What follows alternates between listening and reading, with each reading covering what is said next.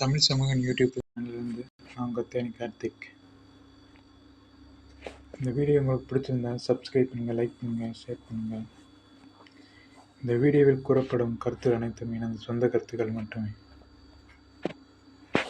This video is sponsored by Paymount Shopping app.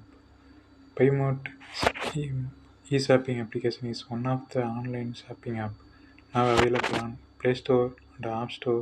Paymount e-shopping app. உங்கள் வீடியோக்குள்ளே போகலாம். மத்திய பட்ஜெட் 2025-26 விரிவான விளக்கம். மத்திய பட்ஜெட் என்பது ஒவ்வொரு நிதியாண்டுக்கும் அரசாங்கம் தனது வருவாய் மற்றும் செலவினங்களுக்கான திட்டங்களை வகுக்கும் ஒரு முக்கியமான நிதி ஆவணமாகும். 2025-26 ஆண்டுக்கான பட்ஜெட் நாட்டின் பொருளாதாரத்திற்கும் குடிமக்களின் வாழ்க்கைக்கும் பல்வேறு தாக்கங்களை ஏற்படுத்தும். இந்த விரிவான விளக்கத்தில் பட்ஜெட்டின் முக்கிய அம்சங்கள், ஒதுக்கீடுகள், திட்டங்கள் மற்றும் அவற்றின் சாத்தியமான விளைவுகள் குறித்து விரிவாக காண்போம். பட்ஜெட்டின் கருப்பொருள் மற்றும் முக்கிய நோக்கங்கள்.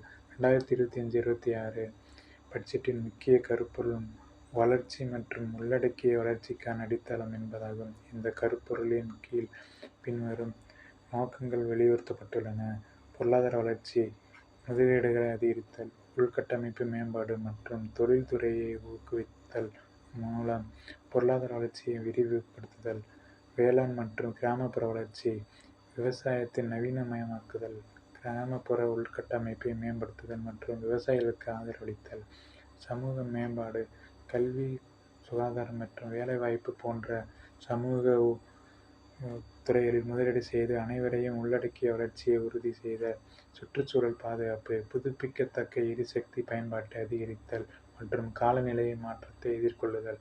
முக்கிய ஒதுக்கீடுகள் மற்றும் திட்டங்கள்.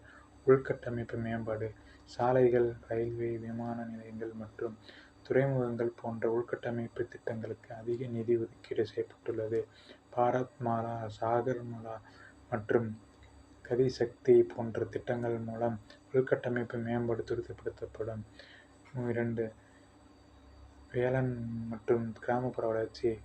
பிரதமர் கிசான் சம்மான் நிதி, பிரதமர் ஃபசல் பீமா யோஜனா மற்றும் மண் வள அட்டை திட்டம் போன்ற திட்டங்களுக்கு அதிக நிதி ஒதுக்கீடு செய்யப்பட்டுள்ளது.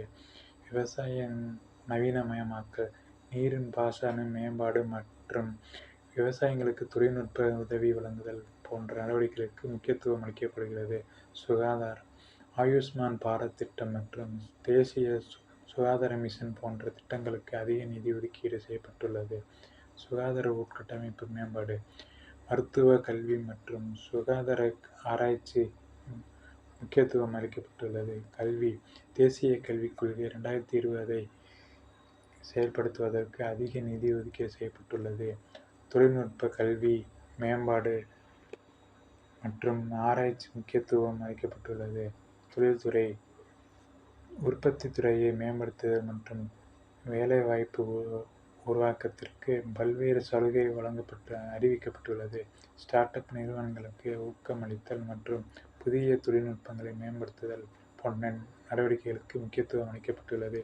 சுற்றுச்சூழல், புதுப்பிக்கத்தக்க எரிசக்தி பயன்பாட்டை அதிகரிப்பதற்காக பல்வேறு திட்டங்கள் அறிவிக்கப்பட்டுள்ளன. காலநிலை மாற்றத்தை எதிர்கொள்ளுதல் மற்றும் சுற்றுச்சூழல் பாதுகாப்பிற்கு முக்கியத்துவம் அளிக்கப்பட்டுள்ளது. பட்ஜெட்டின் சாத்தியமான விளைவுகள். 2025-26 பட்ஜெட் நாட்டின் பொருளாதாரத்திற்கும் குடிமக்களின் வாழ்க்கைக்கும் பல்வேறு சாத்தியமான விளைவுகளை ஏற்படுத்தும். பொருளாதார வளர்ச்சி, அதிக முதலீடுகள் மற்றும் உள்கட்டமைப்பு மேம்பாடு பொருளாதார வளர்ச்சியை விரிவுபடுத்துவதும், வேலைவாய்ப்பு உருவாக்கம், தொழில்துறை வளர்ச்சி மற்றும் புதிய திட்டங்கள் வேலைவாய்ப்புகளை அதிகரிக்கும்.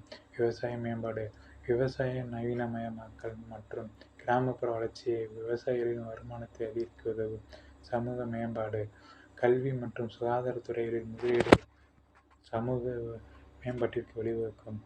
சுற்றுச்சூழல் பாதுகாப்பு, புதுப்பிக்கத்தக்க எரிசக்தி பயன்பாடு மற்றும் சுற்றுச்சூழல் பாதுகாப்பு நடவடிக்கைகள் காலநிலையில் மாற்றத்தை தாக்கத்தை குறைக்க உதவும். முடிவுரை.